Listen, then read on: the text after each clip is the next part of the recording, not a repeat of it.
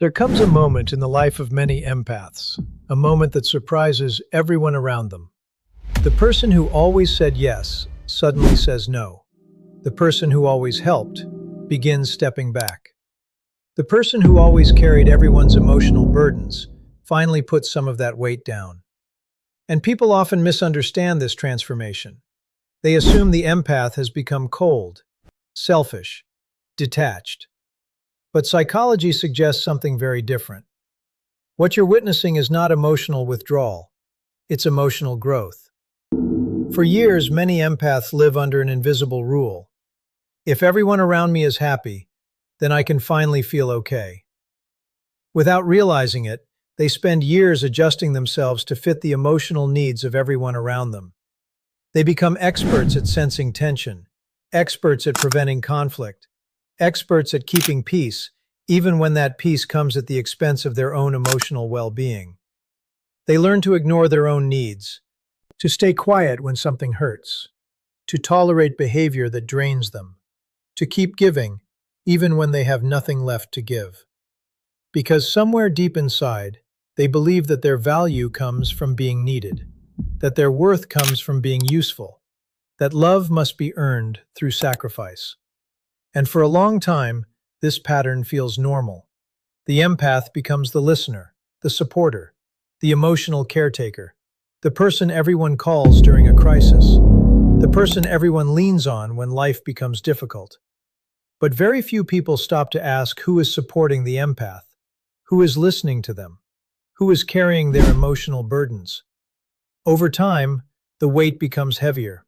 The constant giving becomes exhausting.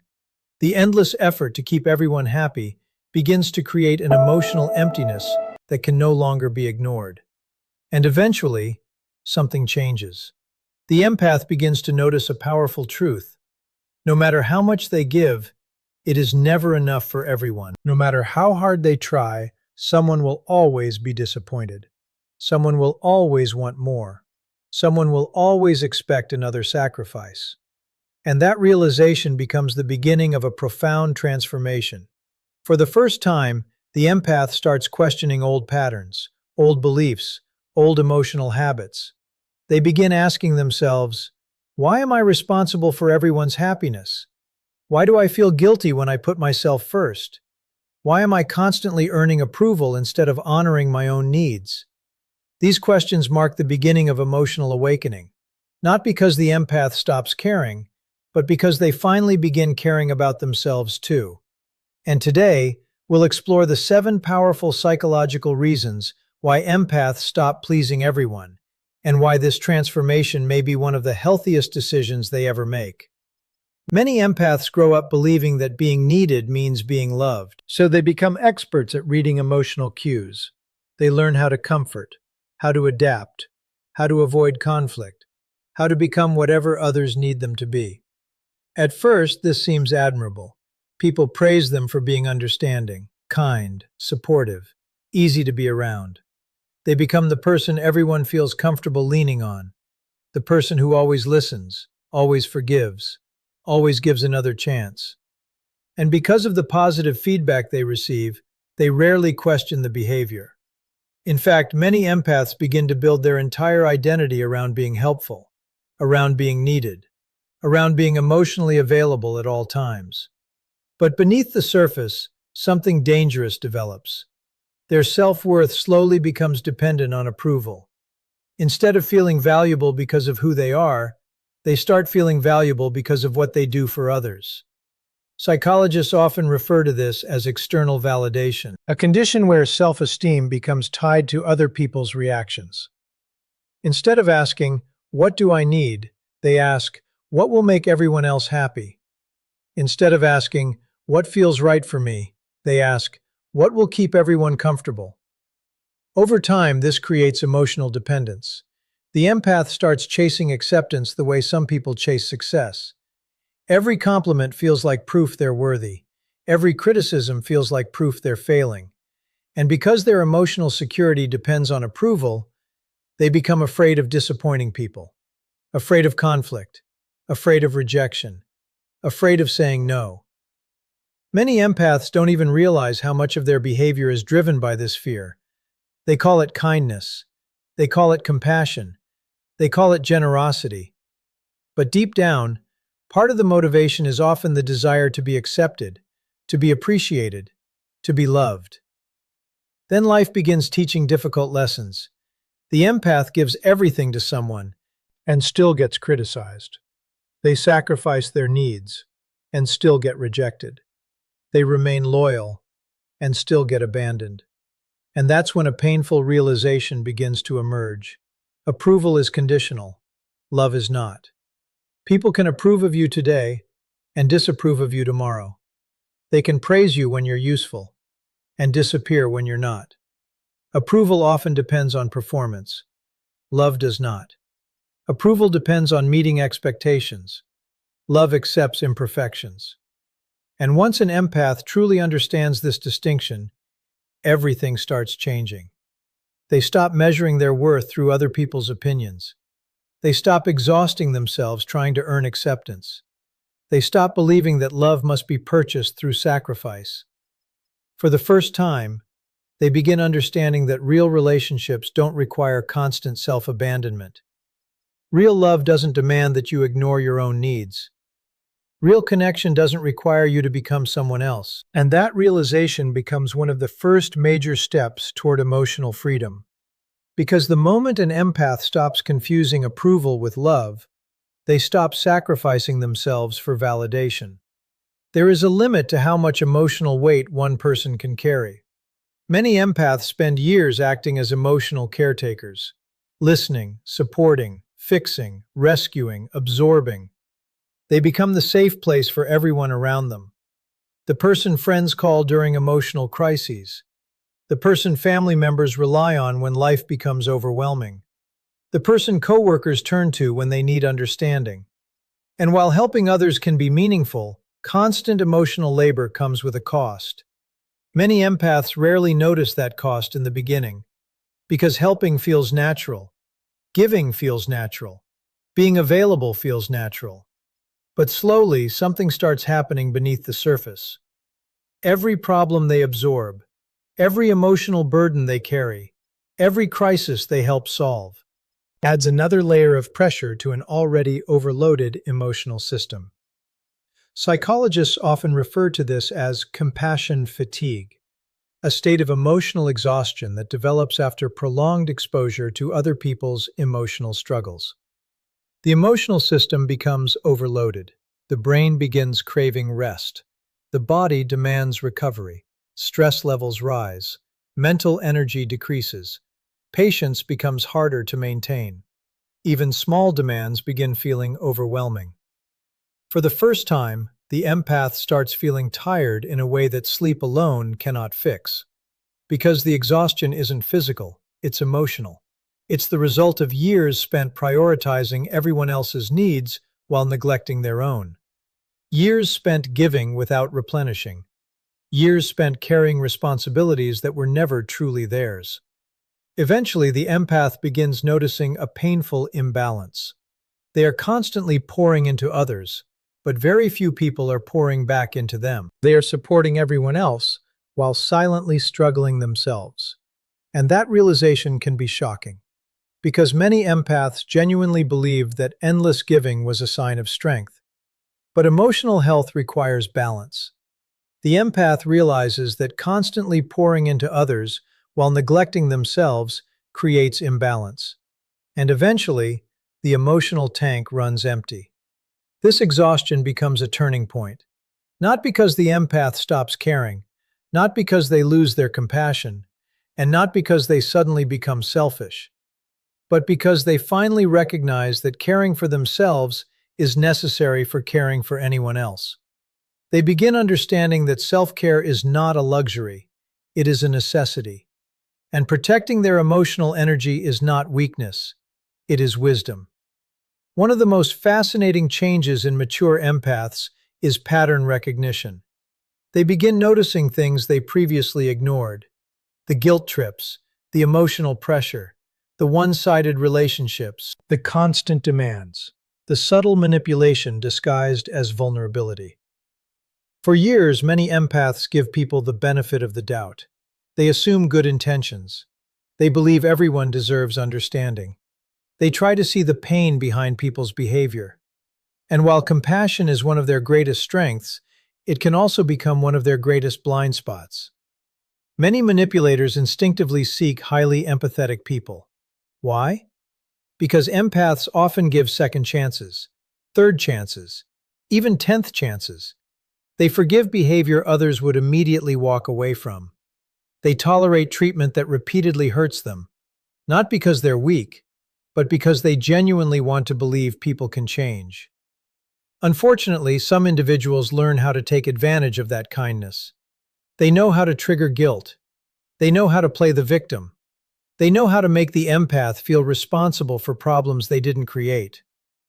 Over time, the empath begins noticing a pattern. The same promises being broken, the same excuses being repeated, the same emotional games being played, again and again.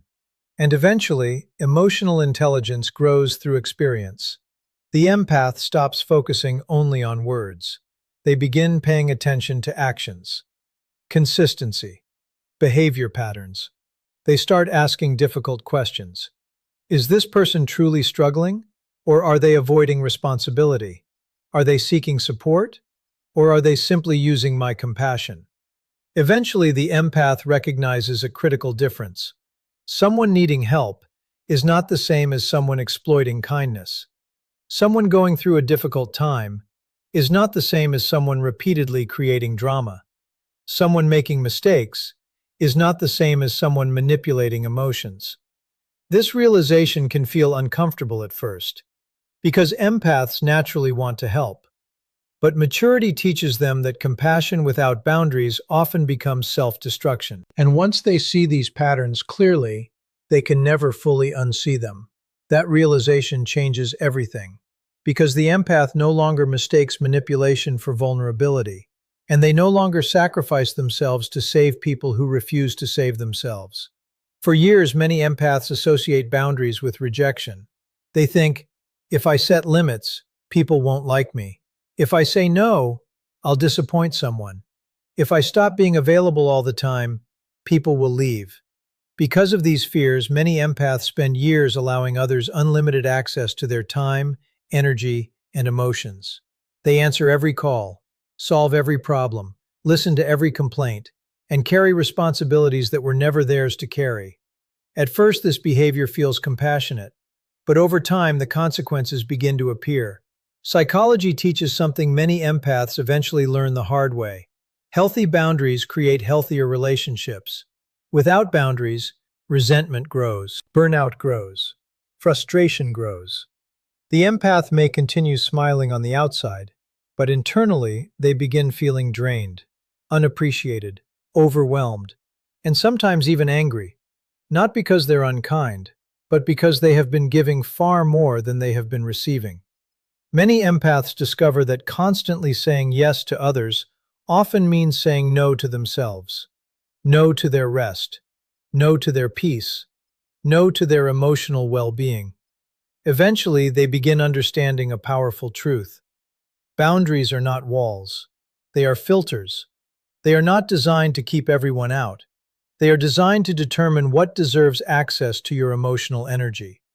Healthy boundaries help identify which relationships are built on mutual respect and which relationships are built on constant access. Because when someone truly respects you, they will respect your limits too. And when someone becomes angry the moment you establish boundaries, they often reveal why those boundaries were necessary in the first place. This realization can be life-changing for an empath. For the first time, they understand that protecting their energy is not selfish. Rest is not selfish. Saying no is not selfish. Creating limits is not selfish. In fact, boundaries allow kindness to remain sustainable. Without them, compassion eventually turns into exhaustion. And once empaths learn this lesson, they stop apologizing for protecting their peace. They stop feeling guilty for choosing themselves, and they begin creating relationships where respect exists alongside compassion. Because true emotional health isn't about being available to everyone. It's about knowing when your energy deserves protection. This may be one of the most life-changing lessons an empath ever learns. You are responsible for your behavior, not everyone else's emotions. At first, this idea sounds simple, but for many empaths, it takes years to truly understand. For years, many empaths feel guilty whenever someone becomes upset, even when they've done nothing wrong. If someone becomes disappointed, they feel responsible. If someone becomes angry, they feel responsible. If someone reacts negatively to a boundary, they feel responsible. Because empaths are naturally sensitive to emotions, they often absorb emotional discomfort that doesn't belong to them. They see someone struggling and immediately want to fix it. They see someone hurting and immediately want to help. They see someone unhappy and immediately assume they have done something wrong. Over time, this creates a heavy emotional burden, a burden that was never theirs to carry. Many empaths spend years walking on eggshells, carefully choosing their words, avoiding conflict, suppressing their own needs, all because they fear causing emotional discomfort in others. But eventually they begin noticing something important.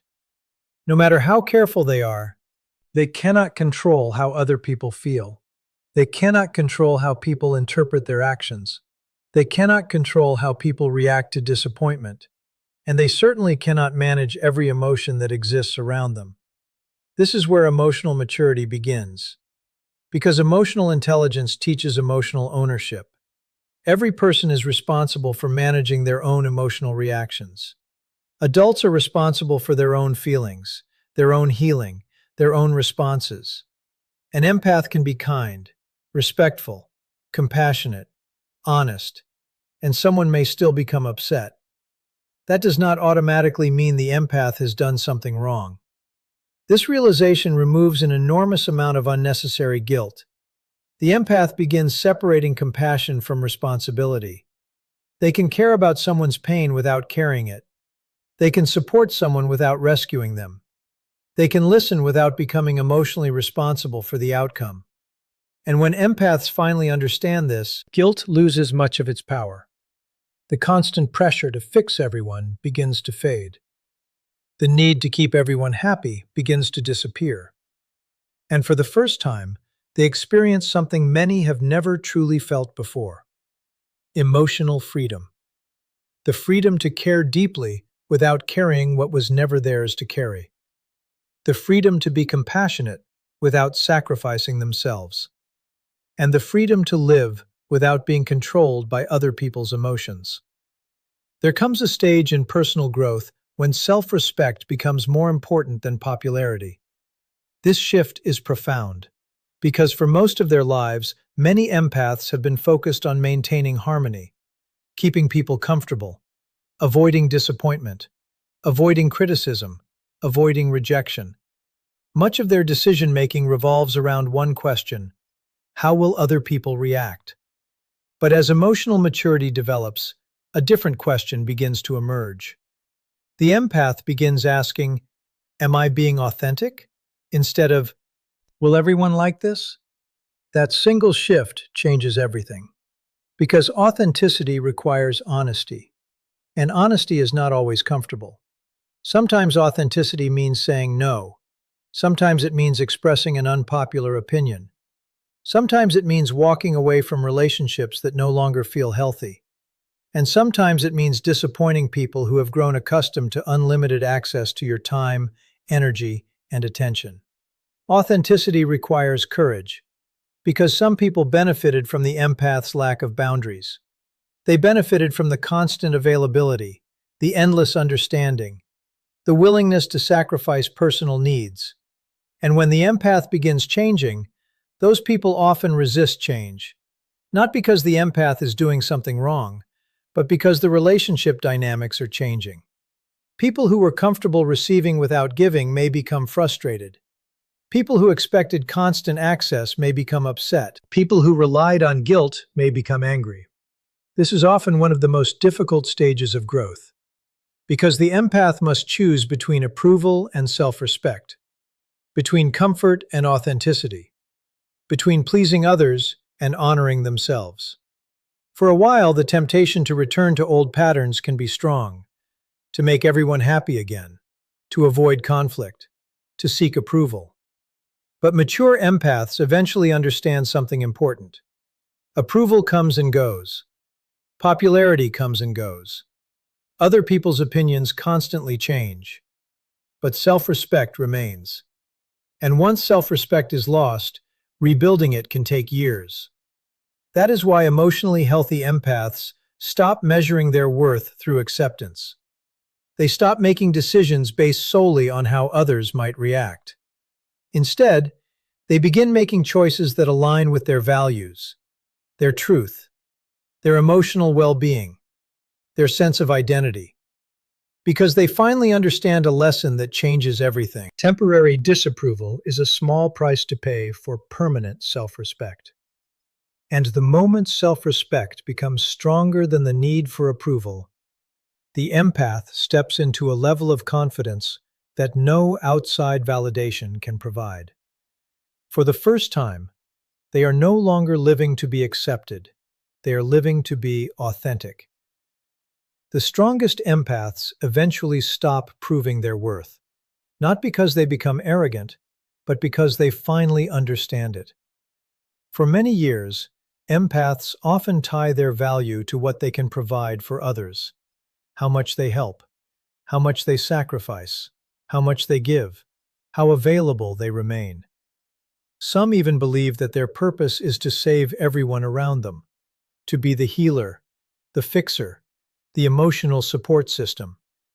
And because of this belief, they spend years trying to earn a sense of worth through service. They become addicted to being needed, not because they seek attention, but because being needed makes them feel valuable. It makes them feel important. It makes them feel loved. But eventually, life teaches them a powerful lesson.